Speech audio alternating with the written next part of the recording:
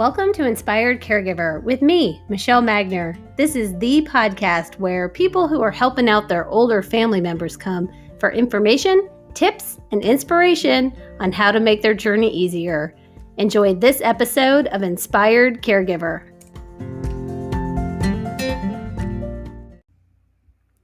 Hello, caregivers. How are you? I have been thinking about you.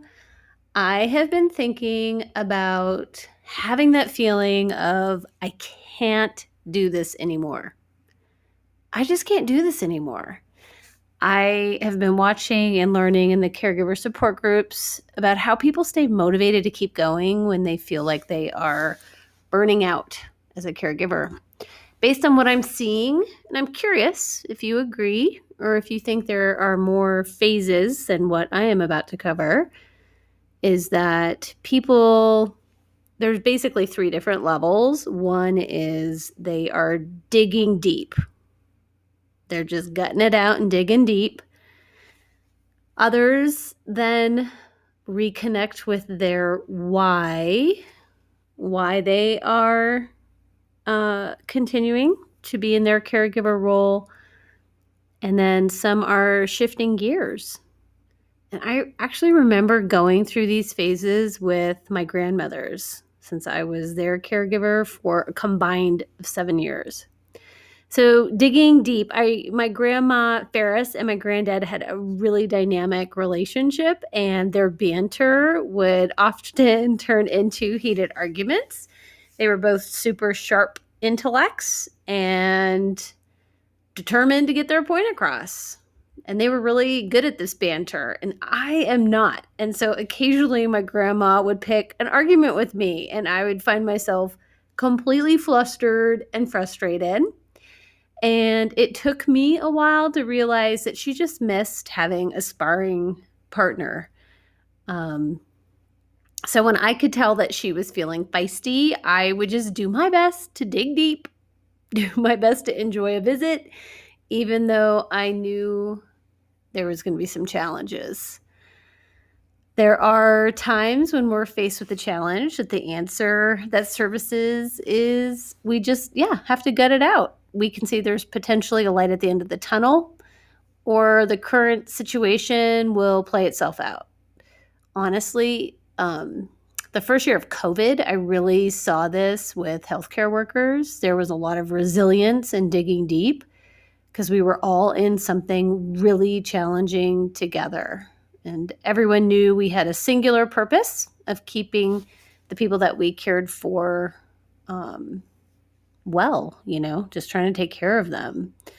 So as a caregiver, maybe this is just trying to get to the next doctor's appointment, or requesting a med change and waiting for the med to do what it needs to do, right? And gets adjusted in your loved one.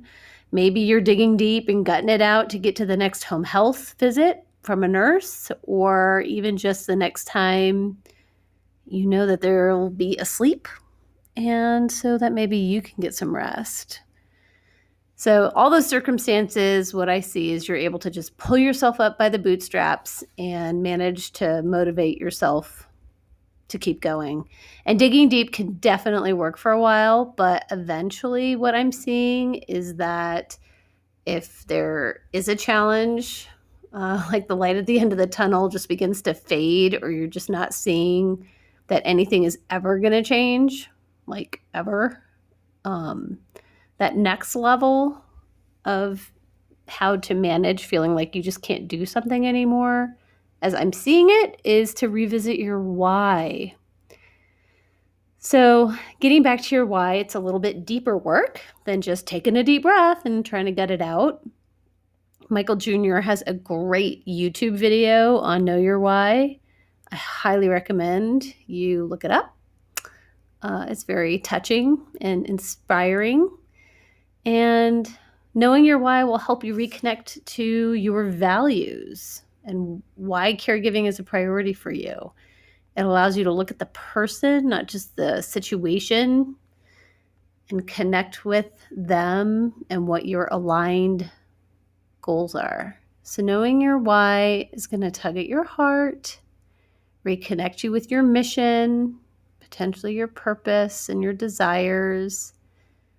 It's super motivating, and it can definitely fuel your ability to keep moving forward, hopefully with a renewed sense of passion for your caregiver role, or purpose for what you're doing.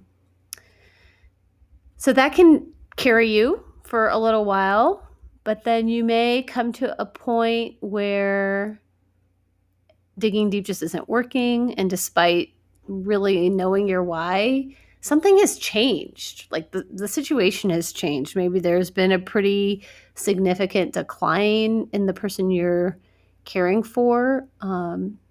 And you are just completely physically, mentally, emotionally drained. So it may be time to consider shifting gears. So this is the third thing that I'm seeing out in the support groups and that I experienced with both my grandmas. So shifting gears for me looked like I was driving 45 minutes each way to see my grandma Ferris once or twice a week while she was in a skilled nursing home. And it was all interstate driving. So it's pretty far away. And we had initially selected that community because it was close to her old neighborhood. So she had frequent visits from friends. And then also we went out to lunch once a week to her favorite places. And so this place was in like the 20-minute bubble from her home. So I remember helping her from the car to the wheelchair. And then depending on how many of my kids I had with me, because I had 2 kids at the time, I'd either pop a kid into her lap or I would be pushing the wheelchair with one hand and a stroller with the other hand and had a toddler with me. So it was usually a pretty impressive entrance when we walked into the restaurant. And over a couple of years, her friends really slowed down visiting her. Either they had to change their living environment and moved into senior living communities or they passed away. And then she had also experienced a health decline. So she just didn't have the relationships with people around her that she had once had. So I was making that drive with both my kids strapped in their car seats. And then I was pregnant with my 3rd child and knew that they would be arriving in several months. And I remember calling my mom and saying, I can't do this anymore. Like, this isn't working. I'm trying to figure out what the options are. So we agreed that I would scope out some new places on my side of town that would meet all of my criteria and just be a better fit for my growing family. And I talked to my grandma about it. We talked it through, and she agreed that a move would work for her. And so we both felt like we were excited to have more opportunities to see each other if she was closer. So I toured several places and found one that I felt like would be a good fit. It was 10 minutes from my house. I was able to increase my visits to several times a week. And then she was able to see the grandkids a lot more, especially since I had a little baby, which she thoroughly enjoyed, those 3 kids. So it felt like for me, shifting gears, it just wasn't an option. Like, I had to do it. The way things were unsustainable, and I couldn't keep up with all of the driving and having 3 kids strapped into car seats that long. And because of the circumstances, it really came together. So I just invite you to think about your current circumstances and start with listing out what you feel you need to make the situation work. Maybe it's time to bring in companion care or home health. Maybe it's time to have a consultation with hospice.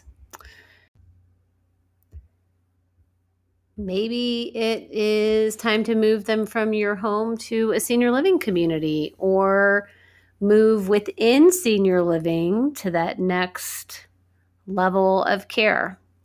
Honestly, maybe the place you need to start is just with a hospital visit. You can see that something has changed recently and they're just not doing very well. and maybe they need some more immediate medical attention. Whatever it is a personal decision for you and the person that you're caring for. You cannot pour from an empty pitcher. You cannot give what you do not have. If you are incapacitated from physical strain or mental health issues, you deserve the opportunity to evaluate the situation and begin to think about what is going to work for you. Your brain will seek answers for the questions that you ask it.